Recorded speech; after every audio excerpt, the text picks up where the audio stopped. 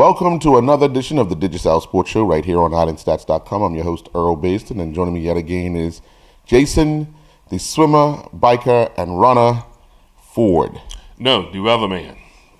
Get that right. Just the weatherman. Well, you know what? In Bermuda, the weatherman can't predict nothing. We have to wait till the day.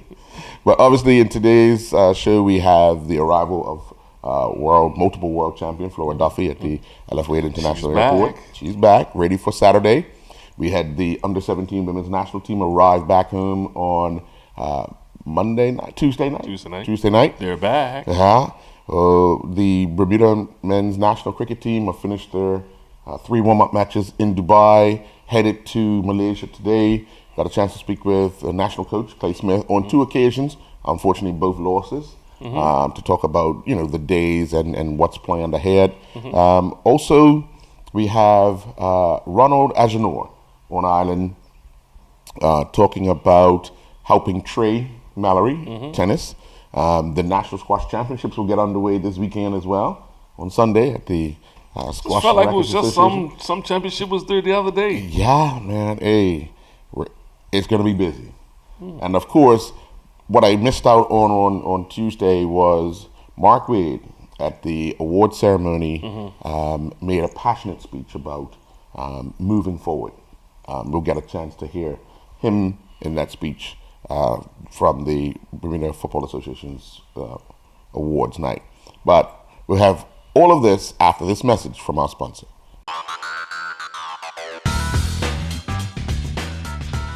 You may have heard Digicel is bringing the only true fiber-to-the-home network to Bermuda. But what does that mean? Fiber-to-the-home is the fastest and most reliable way to access the internet. And with Digicel's fiber internet, the fiber goes all the way into your house. It doesn't just stop at the street. That means you get consistently fast speeds you can rely on. Think of it as a brand new internet highway that goes all the way into your home or office. And you can be one of the first to enjoy it. Visit digicelbermuda.com/fiber to register your interest in Bermuda's only true fiber to the home. Well, Jay, as you said, she's back. She's back. Last night at the LF Wade International Airport, multiple world champion, because she's the world champion in triathlon and the exterior. And she will make that appearance on Front Street on Saturday. In the afternoon, 4:06 is the start. But the event is all day. But we got a chance to meet up with the Minister of Sports, Michael Weeks, the President of the Bermuda Olympic Association, Judy Simons, and of course, the star of the show, Flora Duffy. Well, actually, it's an honor. It's an honor and a privilege to be down here to welcome back Flora. And I'm going to be able to tell my children that I was in the company of a world champion. So it's really a pleasure. It's really a pleasure, and I'd like to encourage Bermuda that over the next few days, please come out and support our own world champion and Commonwealth Games champion. So welcome back, Flora, and we look forward to coming out, supporting you, clapping along the route, screaming Flora, Flora, all that, and I think all that to inspire her to keep on running and feel good that our country is proud of her. Madam President, BOA, obviously you're elated, gold medal just a few weeks ago, but having Flora being able to compete at a high level in Bermuda must be a special thing for not only the Bermuda Olympic Association, Bermuda Triathlon Association, but Bermuda itself. Absolutely, Earl. I've had the privilege of watching Flora grow in this sport since 2006, ironically in Melbourne. And she has grown from strength to strength, but there is no greater honor I know in representing your country. And I know Bermuda at large is just thrilled to have the #1 female triathlete in the world, the first female gold medalist of the Commonwealth Games here at home. And I, along with the minister and the people of Bermuda, wish her all the very best, as I know she will show her true colors on Saturday afternoon. So we're thrilled to have Flora home. Well, Flora, this has been billed as the Flora Duffy Show. I know there's added pressure to it, but is this something you really want to savor the moment, enjoy, and show what Bermuda's all about? Yeah, absolutely. It's wonderful to have a World Triathlon Series event here. It's what inspired me to get into triathlon back in the 90s when there was the World Cup. So to come full circle is really amazing. And yeah, of course, I just want the Bermuda to show its best. I hope the weather's good and that all the athletes, get such a good and positive vibe that that I have of the island, and can see why I truly love coming, living here and growing up here and representing the island. So yeah, I also feel like I'm hosting everybody this weekend. I hope everything goes smoothly, but yeah, I'm really looking forward to just being present and enjoying the moment. How much butterflies are there now, knowing that we're only a few days away from actual competition? Maybe now, not too much. It's a couple days away. I'm so used to this sort of environment that only in the, maybe the day before, the day of, that's when the butterflies really kick in. Otherwise, you try to stay calm because it just gets too draining if not. Well, the excitement is building, Jay. We just wait for the day. Yeah, well, we've been talking about it now for months and couldn't wait for this weekend of April. It feels like we've been talking about it for 6+ months, but it's finally here. But Mother Nature is also here. I can only do it, man. And she's going to have a part to play in this weekend. The weather forecast for the weekend is going to be called for some rain, and more rain. For the competitors, they'll be used to these type of conditions regardless. Because it's rain. It's not, right now, they're not saying it's going to be windy, it's just rain. They're not talking about no real heat and no real cool. So the wet weather, yes, it might be tricky with some of the newly paved roads. Yeah, because we know when it rains like that, the oil comes up. And some new road markings. Yes. So we all know that, going around the corner, you get onto one of those markings, you will continue to go around the corner. Yes, but not on the wheels. Yeah, not on the wheels. Well, being that you said that, we have to, I know in the back of Flora's mind will be the crash she had in the first event. Yes. Yeah. Under the same conditions. It was raining. Took that corner hard and kept going. So that's the, you're not going to expect probably personal best times in these type of conditions. You just want to stay upright, as you were saying, and complete the course. Yeah. But the fact that she's home here, yeah, she's got to deal with the issues, but also all the other competitors. Yes, indeed. Yeah. Now, one thing about her, she knows a bit of the course here, unlike any other competitors. Right. So she will have the leg up, and that's like when she goes to their home countries, it's the exact same thing. So, but with her standard, is a notch above her competition right now. Yeah. So we expect big things, and like I said, at 4:06, everybody will they'll be glued to see what Flora's gonna do and how she makes out. Definitely. Well, not only did Flora make it back last night before last, we had the arrival of the under-17 women's national team back from Nicaragua following the suspension of the tournament due to the unrest there. Met them as well. You can tell it was a bit emotional for some. When finally seeing their parents after seeing things on their way to the airport, but got a chance to speak with again the Minister of Sport, Mark Waite, the President of Bermuda Football Association. Denny Watson spoke for the team, as well as Coach Nikita Robinson. So let's get the interview from the airport on Tuesday night.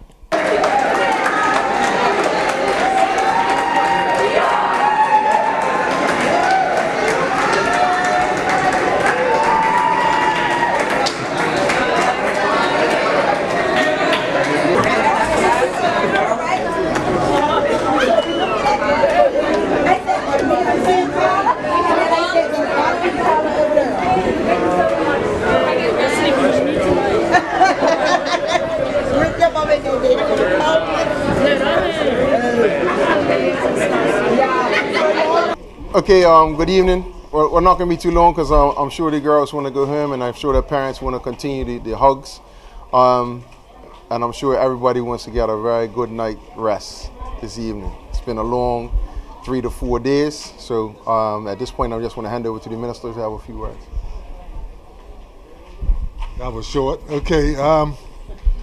It was only fitting that we, as a country, came down here to welcome our young ambassadors back home, because like the president said, of the last 3 days, we have been on eggshells. I know the parents and family have been on eggshells, and we, as the government, prayed and we looked to do whatever we could do to make sure that our girls got back home safely. They were down in Nicaragua and they represented us well. Now that they are home, we go breathe a sigh of relief. So before I finish my words, I would like everybody to give our ambassador a round of applause.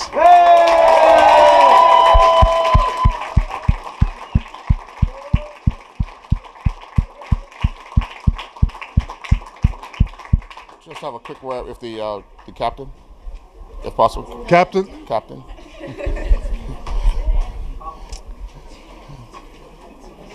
Wow. Okay, so I really just want to thank everybody for supporting us in the couple of days we were in Nicaragua and the one game that we did get to play. Unfortunately, the tournament was suspended, but when they schedule for it to be back up again, we're going to be ready, because as soon as Monday comes, we're right back into training and there's no breaks because we're ready, and we're ready to take on the rest of the competition that we had.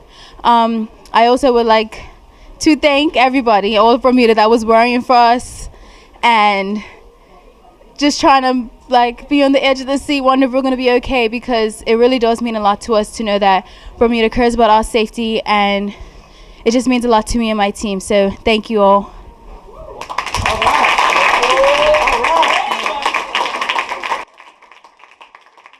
Coach Jenkins?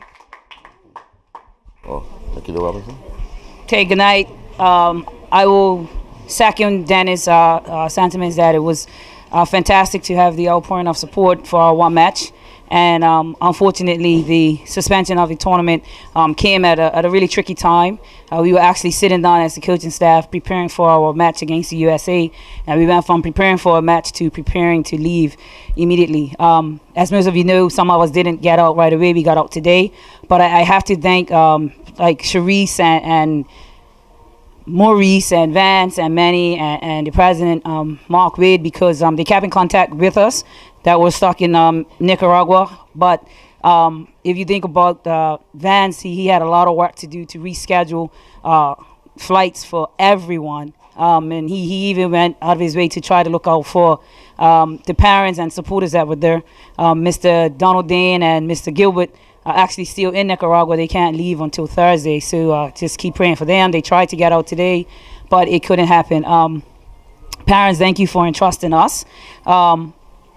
Your girls were phenomenal. They made it easy for us to expedite our leave from Nicaragua. They made it easy. They did what was asked of them, and we're just happy to be home. It's never thought I'd be so happy to be back in Bermuda.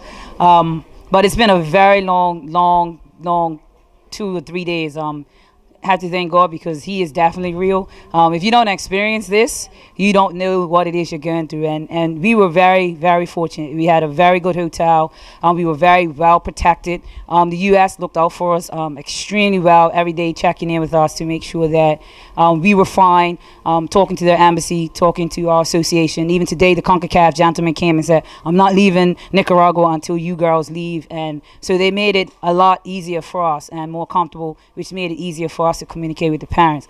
But it sucks because we were in such a great moment. We were ready to go and looking forward to the match. So, of course, we get the opportunity now to train, and we watch USA play and Costa Rica, so our preparation for them will be that much better. But the girls were in a great moment, and it's unfortunate that on that day we had to suspend everything and pack our gear and just be ready to rock and roll. Before you go, Coach, were you aware of being surrounded? Well, funny story, when we got to training on Thursday, you heard a few little noises, and I asked the TLO, and he was like, oh, there's something going on. So between Sharice and I, just told the girls, tonight's the opening ceremony of the tournament, so that's fireworks to celebrate. And so every time one went off, we were like, oh, that one says Bermuda, but you can't see it, guys, because it's in the day and all that fun stuff. But when it kept happening in the night, we just kept changing the story just to keep them at ease. They didn't witness too much stuff. Ms. Parson was out there as well as a match commissioner and probably witnessed more than we got to see. So we were very safe, and they had some idea. We have a few of them in a group that's like, that's not fireworks. But, it was never close to us. So, we were very well protected. So, again, thank you, Bermuda. Happy to be back, and we will definitely be ready to rock and roll.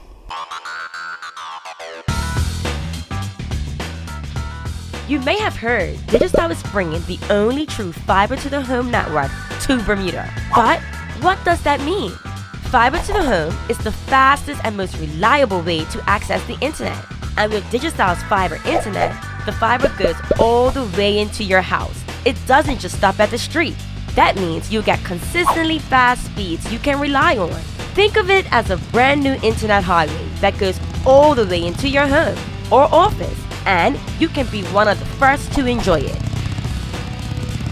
Visit digicelbermuda.com/fiber to register your interest in Bermuda's only true fiber to the home network. We know Danny was saying that whenever the tournament is rescheduled, they'll be ready. They've seen the competition, and I think this actually helps the Bermuda team in so many ways. I said that the other day. Yeah, it helps them. I said that the other day. Only because now they've seen the competition for themselves. No video, they've actually seen it. Now you could devise a plan to go out but now there's plenty of other scenarios where they're going to have it. Don't know. If they have it in the States, who's going to be able to go? Visas are an issue for some of those Central and South American teams. So if they have it in Canada, same issue. So it's got to be held very, very soon within a 2-month period, only because the finals are in November. So, you need time to prepare, not only to qualify, but to also go on to the next round. And I know none of those teams want to just hop out of the qualifiers into the finals. So they'll be pushing for a quick resumption somewhere. Well, let's go back to your opening statement there. The chance to look at some of these teams.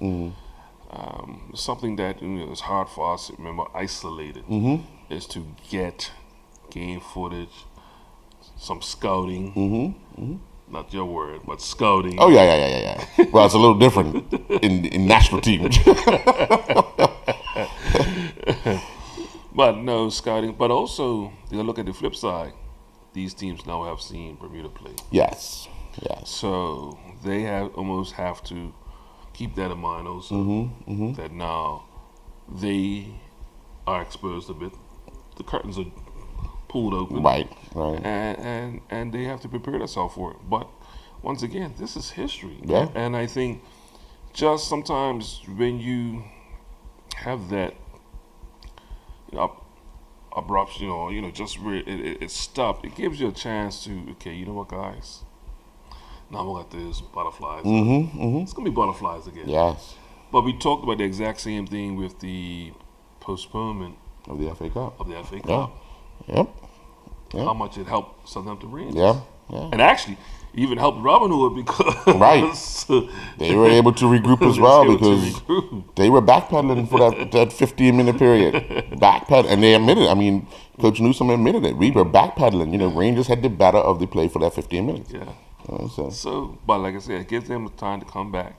And once again, you got these girls, they'll be together until that time. So the more and more our teams are together, no matter what sport it is, the better we will be. Our national teams, the better we will be. Yeah. Well, talking about the national team, we're going to go to cricket. The Bermuda national cricket team leave Dubai with a 1-2 record. Played their final warm-up match against the UAE Blues. They played the UAE Blues 3 times, but they kept switching around the team. Won the first match, lost the second match by 8 wickets, I believe, and then lost yesterday's match by 10 runs. Got a chance to speak with Clay. He was a bit disappointed with how things panned out yesterday, but let's get the interview from Game 2 and Game 3. Well, Clay Smith, national coach, you've had 2 games under your belt, warm-up matches. Take us through the first match, and then obviously a little disappointing today with the result, but what are you trying to accomplish overall? So, but first take us through the first game on Sunday, and then today's match. Yeah, well, we got to the ground. We had a good warm-up on our first game. we went out there and got off to a decent start, and our batsmen surprisingly were in good sync. We haven't, like I said, we haven't really had much time outdoors yet, so we were a little bit concerned about what it would be like getting out on turf wicket for the first time. But the track was really, really good, and we were able to capitalize. Steven and Gennaro, two senior players, got together. The score was like somewhere in the 90s for about four.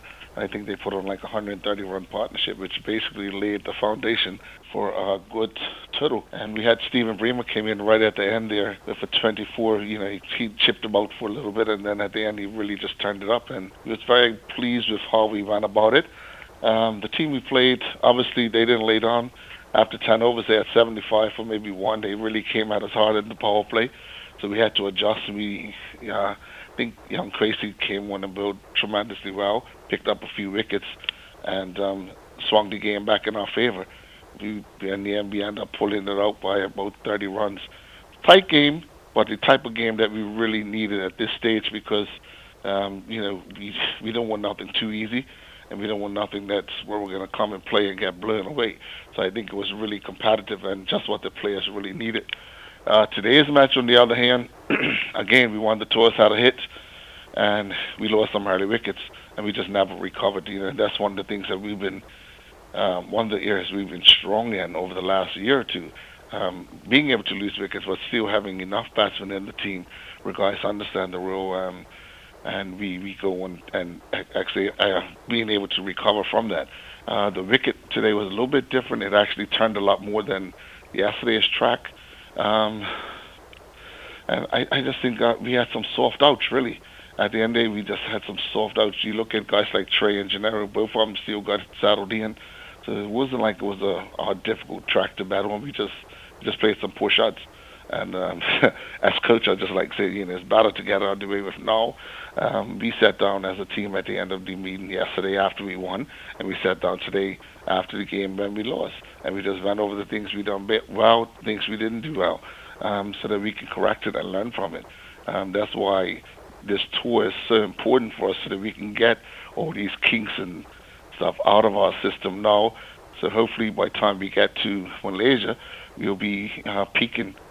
So tomorrow's going to be critical for us because it's all about character now, being able to rebound and come back and see if we can put it right tomorrow. Okay, Smith, you've concluded your preparations in Dubai, unfortunately going down by 10 runs earlier today. But how did preparations go as far as you're concerned, and where does it take us as we head to Malaysia for Division 4 tournament? Yeah, I think it was some much-needed training. Coming to Dubai has opened our eyes a little bit as to what we're going to be up against when we go over to Malaysia tomorrow. Unfortunately, we lost today, and we leave her for 1-2 racket, and it could have easily been 2-1. I just thought today's game, for instance, we bowled well, restricting them to 213. But as I told the players, there are some things that when we're out in the field, every little mistake, every run, actual run, at the end of the day, it ends up costing us. We lost by 10 runs, and I could easily pick out 15 runs that we threw away in the field in extras or overthrows and things like that. So we have to be mindful of little things like that, little details like that when we're out in the field. Today was a really tough loss because we were, 85 for 2 after maybe 15 overs. So you're talking about having to get 130 runs in 35 overs with 8 wickets in there, and realistically, we should have just cruised to it. But our middle order, we had a middle order collapse, and we just struggled. They had 4 really good spinners, which is what we're going to be up against when we get across the way, and I thought we didn't rotate strike as well as we could have. We put ourselves under a little bit too much pressure, and at the end we fell 10 runs short. Tough loss, but I think the boys would have really learned a lot from today's game, and heading to Malaysia now, we're just hoping that when we get over there we can put it all right, and we turn these lessons that we've learned over in Dubai into some positives, and we again from game 1, I think the most important thing is getting that first victory under our belt. I think that's going to set the stage for us having a good tournament. So right now everything's geared around focusing on Denmark. Now, is everyone fit and healthy and ready to go after these 3 matches? Well, yes and no. Nobody's really injured. We have a couple of guys, not a lot. We have a couple of guys with some bumps and bruises. I know Deion's been struggling with his shoulder, but he's still able to bowl 9 overs today for 30 odd. He's got a sore ankle, curve is gnashing a finger. That's why he wasn't able to bowl. And there's 1 or 2 others that have some bumps and bruises. So over the next day or two, we'll give them some much needed rest. Hopefully they can recover, and we will be able to pick from our full. Well, Jay, Clay Smith said hopefully they've gotten all the kinks out as they head to Malaysia, because they have to hit the ground running. Denmark first stop.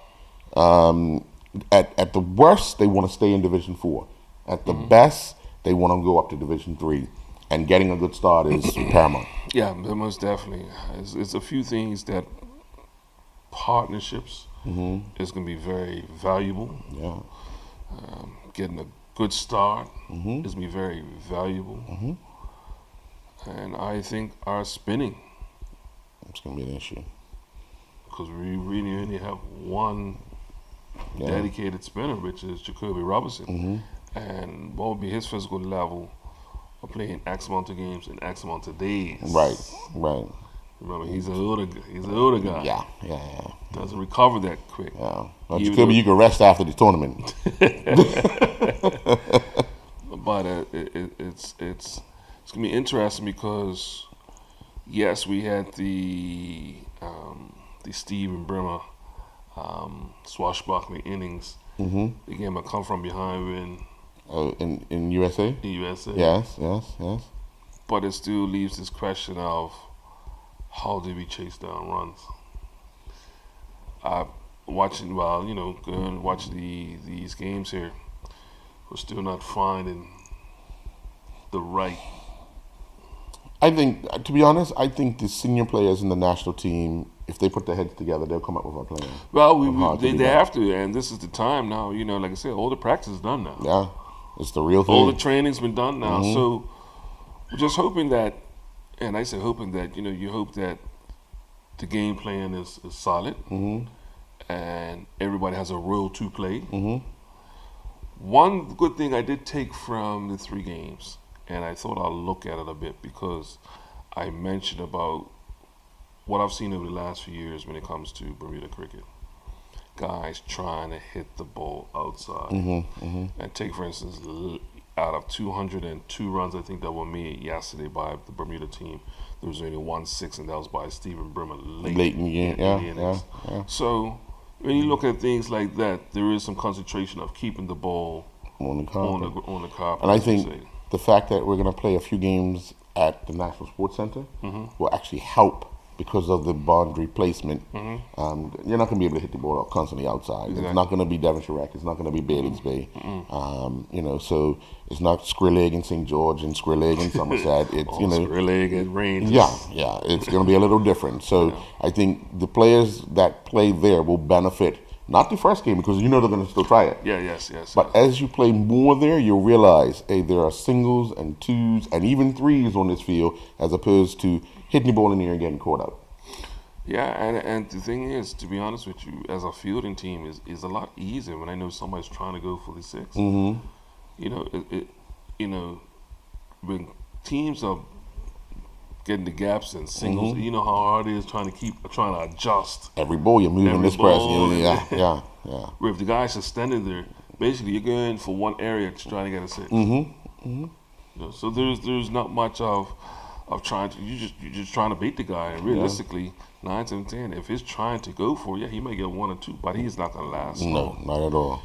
Only concerns right now is we haven't seen Deion Stubble get off yet, and yesterday I think it was 2. Yeah. Gennaro Tucker had ended up 2. So, and I think even Stephen Outerbridge was 20. Did he have 27? Yeah. So it's. I'm still a little bit worried about our middle order. You want consistency somewhere. Definitely, and that's what I'm looking for. I'm just looking for. I don't care, even if you just said 30s. We probably say, hopefully they can start going on to 5 get 50s. guys get 30 in the middle of the pack. That's 150 runs. We hope they go on to get 50, right. But there's just some concerns there. But like I said, who knows? They might have been working on some specific for them, and that's something that we don't know. Right. Sometimes for these practice matches, coach might say, look, I just want you to work on this. You know, just work on that, or just work on some on drives, or just stay away from these certain shots or whatever. So sometimes you get out of your comfort level. Right. But there's the games that you actually have the license to do those things. So since we're not privy to all that type of information, I'm just looking forward to day one. You may have heard Digicel is bringing the only true fiber to the home network to Bermuda. But what does that mean? Fiber to the home is the fastest and most reliable way to access the internet. And with Digicel's fiber internet, the fiber goes all the way into your house. It doesn't just stop at the street. That means you get consistently fast speeds you can rely on. Think of it as a brand new internet highway that goes all the way into your home or office, and you can be one of the first to enjoy it. Visit digicelbermuda.com/fiber to register your interest in Bermuda's only true fiber to the home network. Well, day one of the National Squash Championships will take place on Sunday at the Bermuda Squash Racket Association Club. Got a chance to speak with Patrick Foster, the director of squash, who's also playing in the tournament, and the tournament number one professional, Michael Franklin. The start of the National Squash National Championships. New sponsor, obviously good for the club, good for the competition. Fresh face? Yeah. So mybermudahouse.com. Obviously, we've been lucky. We had support for years from many different sponsors, but specifically for Nationals, it was Digicel all those years. And obviously, new sponsor, mybermudahouse.com. We are really excited. They're excited. It's a squash player contact that got us in there. And yeah, it's nice. It gives a new feel, a new sound, a new noise to sort of say our national champs is sponsored by someone new. And they're excited for a big week. And obviously, it's a good size entry as well. So happy. Just talking about the entries, obviously, we have on the men's side, Micah number one, on the ladies' side, Rachel Barnes back to defend both of them back to defend their titles. But a little stiffer competition this time around, don't you think? It's tough on both draws, yeah. So, I don't know, actually, Micah obviously is defending champion. He's won it 2 times in a row. He would be looking, I guess, for the triple this time round. Rachel didn't win it last year. She went out in the semis last year. There was Susie Lacey, who has since, she's away traveling for a year, so she's not here to defend her title. She might well be watching online, so she'll be gutted not to get the chance to defend the title. But Rachel top seed, Laura Robinson, who was missing last year, back. The girls coming through as well would be Grace, Edie, and Sarah Nicholson, Jane Craig, Joanne Bealby, Alex Furtado. There's a whole bunch of them. So the top 8 in the ladies' event are all very competitive, and it could be interesting. I wouldn't put any money on anyone for that. On the men's side, we've picked up that Noah's been playing in a few tournaments abroad, so he's probably going to be in some great shape as well. Yeah. What about yourself and possibly Kristen Johnson? You know what? That was my tournament, right? Like I did all right for a few years in this one, and I'm trying to have the mindset of making sure that I'm competitive. Like, if you go out there without that I'm going to win focus, you have no chance. So although I'm another year older and possibly a few inches slower around the court and a bit more of a struggle to get in and out of corners, I feel good. I'm in the top 4 seeds, so I have a chance of making semis, on paper. And then once you have a full house in here, once there's 150 people in here making some noise, you do get the feeling anything could happen. So I would love another win, but when you talk about the Noah Browns and the Micah Franklins and the full-time athletes who are training, 6 days a week, 2 sessions a day, it's a bit of a daunting task. But I'm up for it. I'll give it a go for another year. How much of your time at the Commonwealth Games spurred on those juices to get back in there? No, you know what? Like, if you ever get the chance, I mean, you've been at these type of events, like to be in that environment with those athletes and to see the level of ability and the training that they do and the focus, it makes you want to turn pro at anything. I would have had to go at any one of those sports that I got a chance to see. So, yeah, I watched some squash that was just off the charts good. I watched the gold medal match was James Wilstrop from England won, and he beat a guy who is the latest, greatest, newest, fittest, quickest, younger version of him, and it was this experience. It was just perfect squash. He just played every point right, and yeah, that gives you this like, I can still do it. I'm going to go for it. So there is definitely there's nothing wrong with watching top class squash and then feeling like you want to emulate those guys and see if you can do it yourself on court. Well, Mike, you come in as the defending champion of the national championships, but coming off the performance you had on the Gold Coast in Australia, how much confidence do you have coming into this event? Well, I guess always being like the one seed, you have to have some sort of element of confidence. The Nationals always brings out another element to my game that's rarely replicated in other tournaments because of the nerves and like the pressure of being number one. So you really have to kind of remind yourself that you're number one for a reason, and you have to remind yourself to stay confident. What it takes. So what have you been training? Taking what I was doing in Gold Coast and all the preparation for that, reminding myself what I did to just keep me going in this tournament, to just say to yourself, oh, I wonder if my opponents have been doing as much work as I've been doing to stay confident. Now that you say opponents, you obviously know that Noah Brown's been abroad playing as well. He now finds himself in the position you were in when you were trying to overtake Patrick. Yeah. So what do you think he's going through right now mentally in order to try and win the national championship? Well, Noah and I think we've been in the we've been in the final now a couple times. Definitely last year, and it was a great match. Him, I guess, being that number two, looking up, trying to break into that, winning the nationals for the first time. For me, when I was doing it, I was, the biggest demon is yourself. Mentally, you have to go through all the emotions of so many nerves and pressure situations.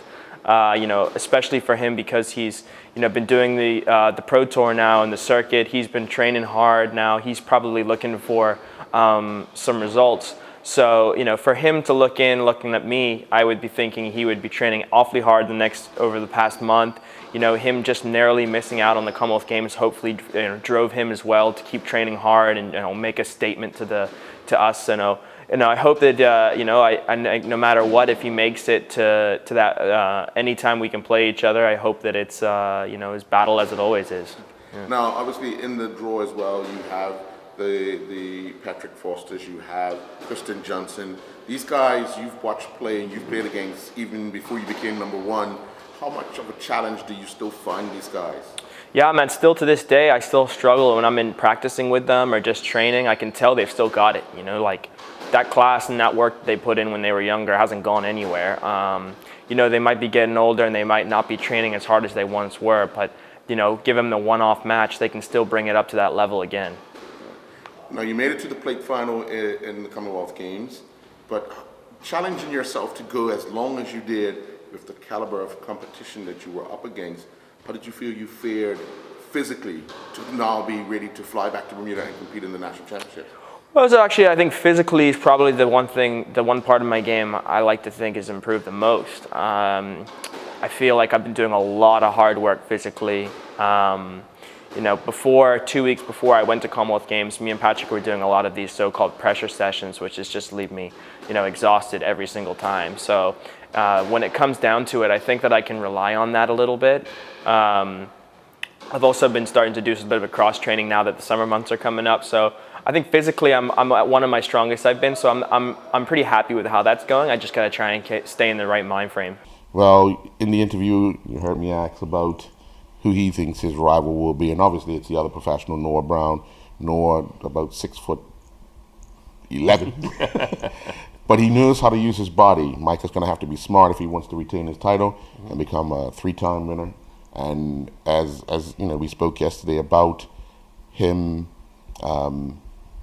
knowing how Noah feels, because he chased down Patrick and Nick Kine. So he knows how Noah's feeling going into this year as the number one player. You just said it. Noah's been hungry. He's been doing all the things he needed to do to be on this level. He's got off the rock, as you would say, to get some extra training, to get in some tournaments, and to see where he puts himself up against elite competition. So I think he's licking his chops right now. Even though Micah, you would think he was the seasoned vet and he should come away with the victory. But Noah Brown is like, no, on this day, it could be my day. So if those two get to the final, expect the squash club on the final night to be jam-packed. Oh yeah, most definitely. Yeah, definitely. Well, on to tennis. Ronald Agenor made it as high as 22 in the world in singles. He's Haitian, represented France in the Davis Cup.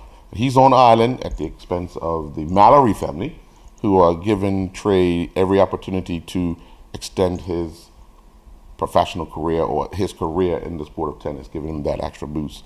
Got a chance to speak with Ronald Agenor at the Port Royal Tennis Facility the other day. So let's get the interview with Ronald Agenor and Trey Mallory. Ronald, you've had time working with Trey. I've seen some of the drills you put forward today. What changes do you think now you need to work on? Because you're working him. He's also got Gavin held here as well. But you want to see when he's fatigued how he plays. Obviously, that's the aim and goal. Right. Actually, I'm discovering every day that I've been here. Trey's improving really fast, and he's showing that he got enormous skills. So he really is a great talent, and if he can continue training at that rhythm, that type of intensity, he'll go very far. And we're mostly working on transition game, serve, because he's a tall guy. He has a great motion, and I think the sky's the limit for him. Now, when we talked yesterday on the radio, you were talking about footwork, and that was one of the drills I saw you doing. That takes time, doesn't it? Because you have to get used to doing that. Yes. Remember, Trey is 16, so it's a work in progress. So you got to give him like 2 or 3 years of player development. I'm pretty sure during that period of time he will get some great results, especially in the juniors when he start competing seriously on the ITF junior circuit. And I do believe that his footwork is he's also needs a lot of work, but he, like I said, he's a great talent. He works really well. He listens, and don't forget he's also growing up, so you got to give him time to really develop. But that's also a main focus is his footwork. Are you surprised at the level in which he's able to hit shots? I know you said he surprised you the first time you saw him, but the level now that you're hitting with him, you see that difference? Yes, I mean, if you take Trey to ATP level tournament right now, just hitting balls with other players, I think he'll look as almost as good. But however, that's not translating to being an ATP player. So it takes more than that, but at least he got the shots, and then it's just a matter of putting them together, having good strategy, a mental game, and mastering your strokes. No matter what style of game that you're going to be playing, you need to master your strokes. Even though it's not maybe perfection, but if you master your technique, you will get really far. Now, if you were to compare him to some of the other kids that you've worked with over in Europe, where would you put him? I will put him right up there, and it's unfortunate that I'm just only working with him for just 2 or 3 days. I wish I had him like a year ago, and he would be probably one of the top ITF players. But it's only 16, and I think he will do well. Even like the French players that I've been working with last week, they're in the top 30 in France.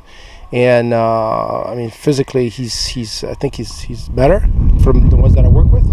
However, there's other great kids that are playing, that are 16 years old and that are also, high in the rankings. So I just think it's a matter of time that Trey put this together, and the longer I can work with him or somebody else that have the same, energy and passion for the game and knowledge as well, because it's so important to know what you're doing, especially with a 16-year-old. And I think he'll do great. All right. Well, I don't want him to seize up because he's sitting over there. So get back to work. Yeah, and hopefully, I would say one last word. I'm thanking the parents that made the effort to have me here, and this hopefully there will be another opportunity, and when you come to that level of play, a lot of finances are involved, so hopefully he can get the support that he needs to keep going.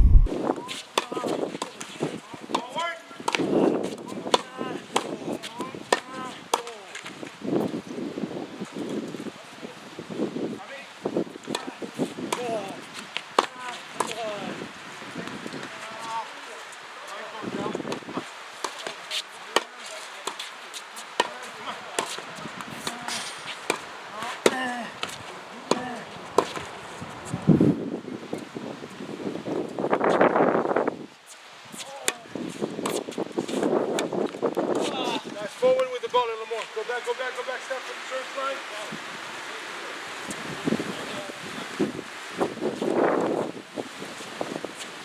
There you go, forward. Same.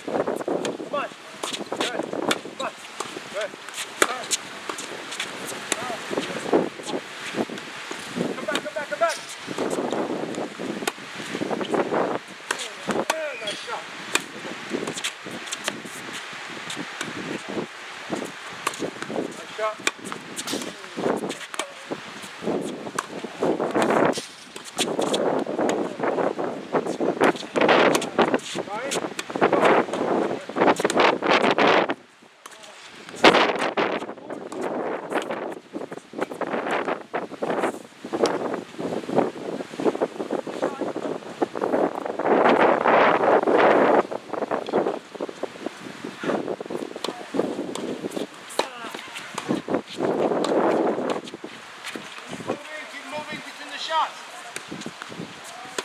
ball.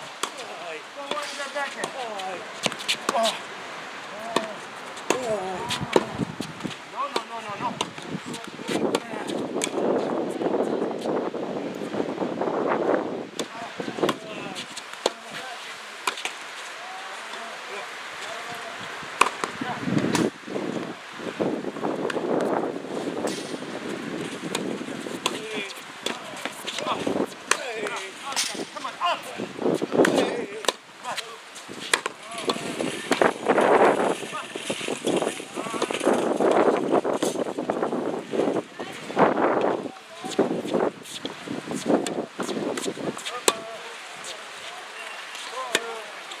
Forward with the ball.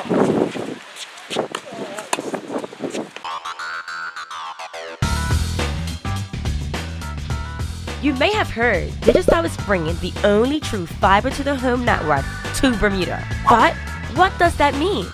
Fiber to the home is the fastest and most reliable way to access the internet.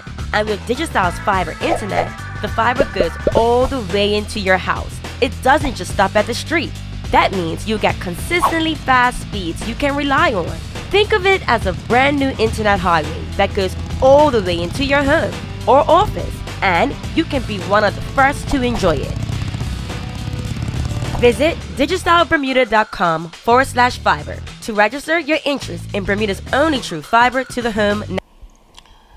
Yeah, that's really refreshing. And you know, I've mentioned many times, when you have the support, you know, along with a youngster who loves, eats, sleeps the sport. Yes. You, as a parent, you have to. You make the sacrifice. You almost feel like you're obligated to. Yeah. You know, and I've watched this young Trey. Not so young. He might be young in age, but he's I hate standing next to him. The boy. And I just remember I was like, you know what? Y'all gonna be all right. Y'all gonna be all right. You're gonna be better than your daddy. And I teased this daddy about it, but like you said, Earl, with when you got that support behind you, and we saw that with the other youngster, Daniel Phillips. You know, the sacrifice that his family made. Yeah. And then the sacrifice for him to go live in a country that don't even speak his language. Yeah, and you're not even with your family. Yeah, at a young age. So you see how far I've gotten in these last few years. So with him being one of the youngest member on the Davis Cup team at this young age, man, it's gonna. I'm expecting some great things coming from Trey. Yeah. Well, on Friday night, the Bermuda Football Association held their award ceremony, and it was a special speech made by President Mark Wade. Let's get the speech. Here we are in a space in football in Bermuda where football is on the rise. Here we are in places that we haven't been before. Our under 17 girls in CONCACAF under 17 championships. We haven't been there.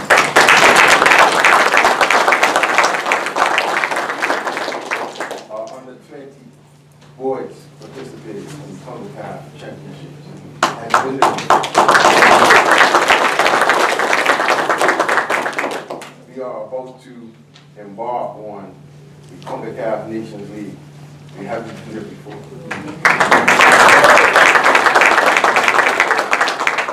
But yet, here we are, a nation of 62,000. I'm down to touch, about 62,000 people, 3,000 players. And we are soaring at heights that we haven't been before. But yet, here we are. We're not going to be able to go any further without unity. Rather you support the Bermuda Triangle Cup, rather you support the Youth Champions League, rather you support Somerset, Boston, Georgia. We won't go any further without unity. One of the things that we used to say in my past life was that the war and the competition is only fielded between the white men. Everywhere else, you must have unity. Until then, we might just stay right where we are. All about togetherness. I think it's been listening to us. Yeah, man. He has to. I think it's been listening to us. He'll hear this and probably smile and then have some comment for me. But I say it in this way. I'll say it in this way. We keep banging the drum is that when we put on a Bermuda shirt, whether it's for marbles, kite flying, we represent the nation. We're representing the nation. And I think it's too many times that we want to pick and choose when we want to be patriotic. Yeah, yep. We want to pick and choose what sport is, okay, I'll support this, but I'm not supporting that. Right. No matter what it is. Like you said, it could be marbles. We should have a great contingency for Philadelphia this weekend. It's called the wall. Yeah, wall of noise. Wall of noise. It should be walls of noise. Yeah. Corridors of noise. You know, and when it's the next championship, you know, you go to the next one, and that's, you know, so he's talking more of a lot of the football, which he's. But you could take that speech. Absolutely right. Yeah, you could take that speech and turn it into all. A national speech. Yeah. A national speech.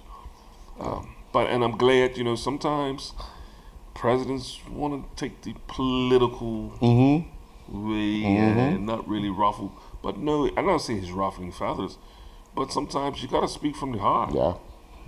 He's not just reading off a paper and saying, okay, this script was prepared for me. I'm speaking from the heart because he really feels that this time for this to end. In order for the country and the sport to move forward, all the outside talk needs to stop and it needs to come together. I've heard, we should be playing this way, or we should be doing this, or we should be doing this. And like I've said from day one, for those who have those type of thoughts and those who have that type of energy, get involved. Simple. Get involved with your club. Become your rep. Go to the meetings of the association. Make a change. Because once again, you can make that change. Not from the outside, though. Not from the outside. And not from yelling on top of the hill. No. And not by putting stuff on social media. Yeah, this is crazy. I don't see who's the benefit. Yeah. You know, so unfortunately, when you have youngsters watching this bad behavior or bad practices, then don't be surprised when they start picking up these bad behaviors or bad practices. And then we're knocking the youngsters. Well, like, hold on, where did they get the? Where did they get? It's a learned behavior. Yes, it's a learned behavior. So I'm glad, and to be honest with you, I hope other presidents in other sports have the exact same speech. Without a doubt. You know, because you look at the president; he's been around seasons. Yeah. So, but he's seen, the hills and valleys. And he like, okay, yes, we might be going up a hill right now, but we can see the top of the hill. Right. It's not like we can't see the top of the hill. But we know the only way we can get on the top of the hill that all of us have to, because we are coming from a small nation. That's right. And I want to go back to just Philadelphia again, and with the guy from the triathlon press conference. We've been known to fight above our weight. Yeah. Like, she shouldn't be where she is. And he said it's almost impossible to think that a country of this size has a world champion. Under 17 girls, they shouldn't be where they are. A country of this size shouldn't be where they are. When the guys going and got in the World Cup in cricket. Smallest country to ever make it. Smallest country to ever make it. Regardless of what happened there, smallest. It's not supposed to happen. That's supposed to happen. Yeah, but guess what? Through hard work and sacrifice and support, it can happen. And keep going. America's Cup, the Bermuda team, won the first race. Yeah, I'd have jumped out of the race after that. That's it. But Can't take that from me. They just got together. Yeah. It's not supposed to happen, but it happened. Not so we're none to punch above our weight. Mm-hmm. And you just think now, if collectively, if we all went together, Mm-hmm. yes, there's going to be, you know what, and I tell people, yes, it's always good to have different opinions. Mm-hmm. But if we come together, But we have to respect each other's opinions and see what's the best for whatever national program or whatever program you're dealing with. Not to say that your idea is crazy and ludicrous. Right. I mean, sometimes they are. Right, but I'm just right, saying, yeah. but I still respect you for it because you thought about it. Not an excuse, but a reason for the thinking behind it. I'm almost, and one last thing too. I'm tired of hearing just pessimistic views without giving a solution. Yeah. You can tell me all the problems. What's the solution? If Yeah. you can't add the solution to identifying the issues, you're You wasting my time. can go sit around a field of any sport, Mm-hmm. and you can hear all the things that everybody's doing wrong. Critics. Mm-hmm. How do you fix it? And when you ask them, what should they be doing? I don't know. I'm not the coach. Yeah. Okay. All right. So- Let me move on to places. So you just made no sense. So unfortunately, like I said, I'm just glad that I'm just glad that Mark Reed spoke about this issue. Well, we gotta go. I ain't mean gotta go, but it's time to go. Time to go. Well, folks, enjoy your weekend. Good luck to all the participants in the MS Emlyn Triathlon weekend.